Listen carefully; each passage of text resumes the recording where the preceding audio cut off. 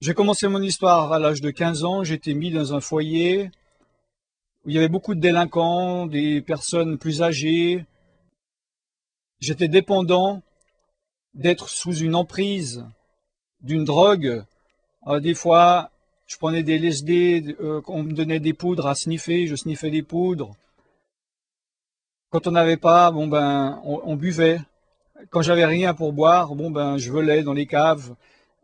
J'ai commencé à apprendre à voler des voitures, à comment faire des casses dans les magasins.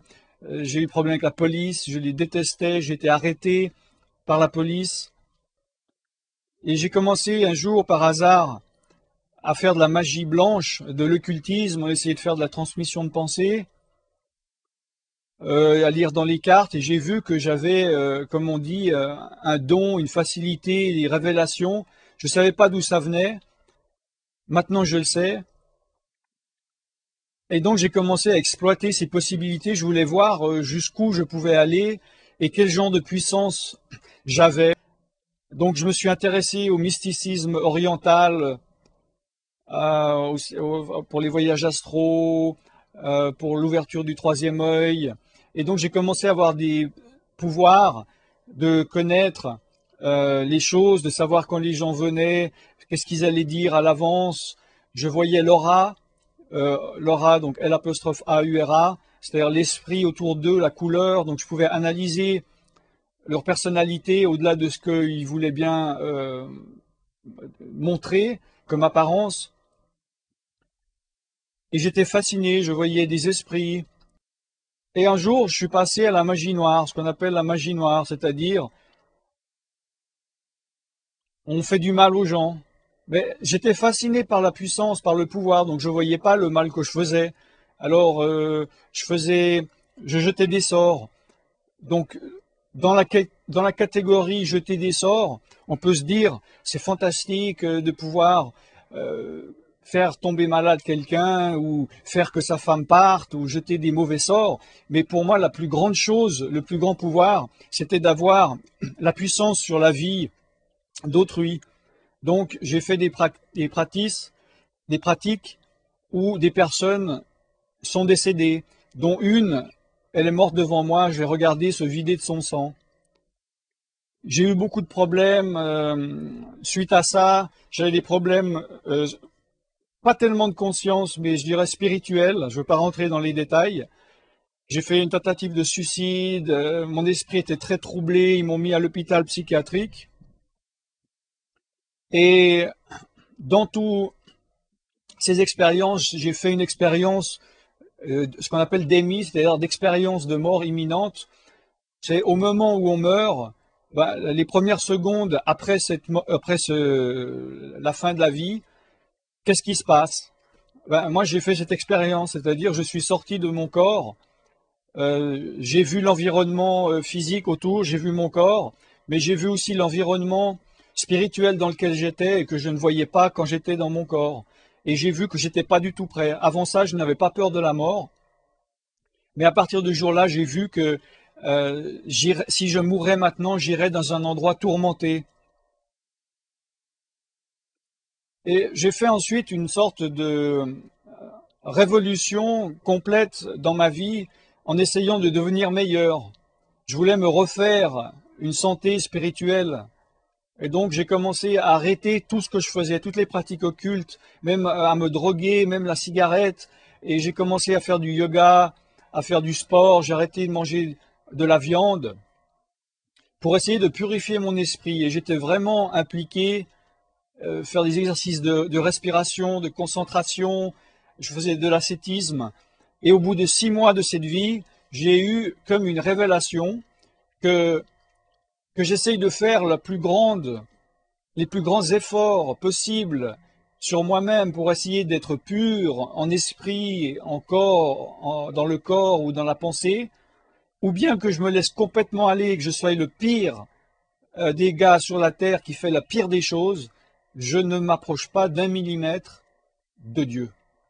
Donc ça, c'était une révélation, et je me suis dit, ça sert à rien de continuer à faire des efforts sur moi-même si spirituellement rien ne se passe. autant être mauvais. Si être bon ou mauvais, ça ne change rien. Et un jour, j'ai un ami avec qui on se droguait avant, on faisait de la musique. Il m'a parlé d'une réunion chrétienne. Donc moi, il s'agissait pas du tout d'y aller, je les détestais. Et il insistait. Je lui ai dit, écoute, je viens à une condition, c'est que plus jamais dans ma vie, tu me reparles d'une réunion chrétienne. Je viens une fois et je repars. Et au bout d'un moment, le gars s'est mis à parler. J'entendais deux mots qui revenaient toujours dans ce qu'il parlait, c'est-à-dire, je n'écoutais pas, mais j'entendais les mots régulièrement, Jésus et la croix.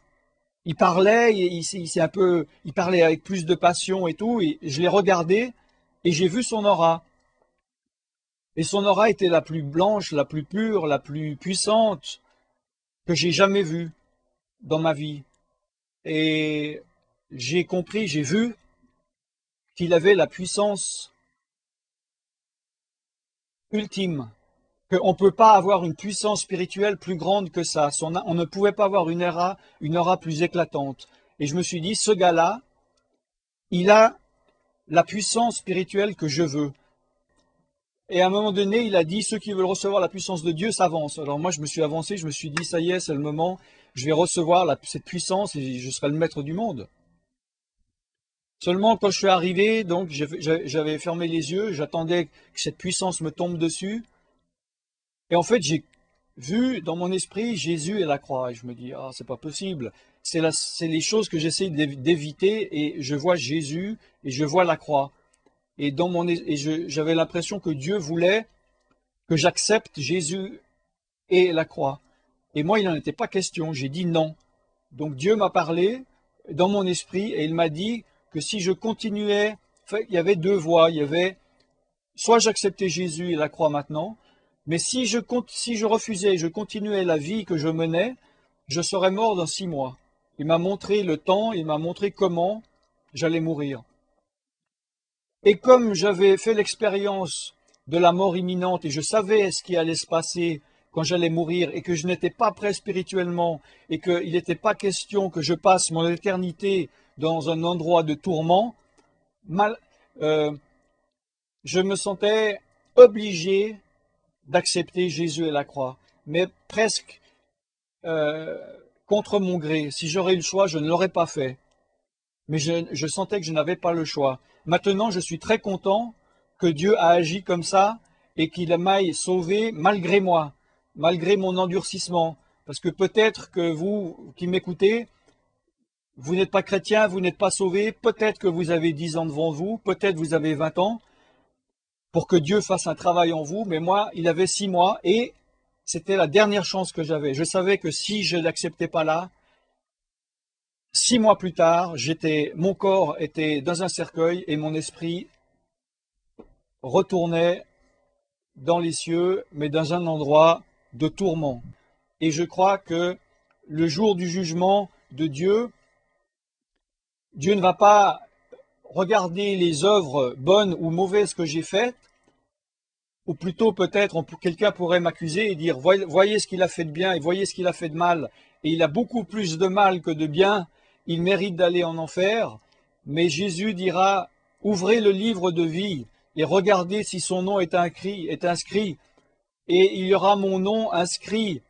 Pourquoi? Non pas parce que j'ai fait ou parce que je n'ai pas fait, mais parce que je me suis détourné de mes péchés, et j'ai cru au sacrifice de Jésus-Christ, qu'il est mort, que son sang a coulé à la place de mon sang, qu'il a été maudit à ma place, qu'il a reçu toutes les conséquences de mon péché, et parce que je crois et que je marche avec lui, je suis sauvé. Et même ça, c'est une grâce. Ne vous dites pas, ah, mais lui, il a eu bon cœur de vouloir changer sa vie, il s'est repenti, il s'est tourné de ses péchés pour venir à Dieu. Non, même ça, c'est un cadeau de Dieu. C'est pas moi qui l'ai voulu. Dieu m'a sauvé malgré moi. Tout ça, c'est une œuvre de Dieu.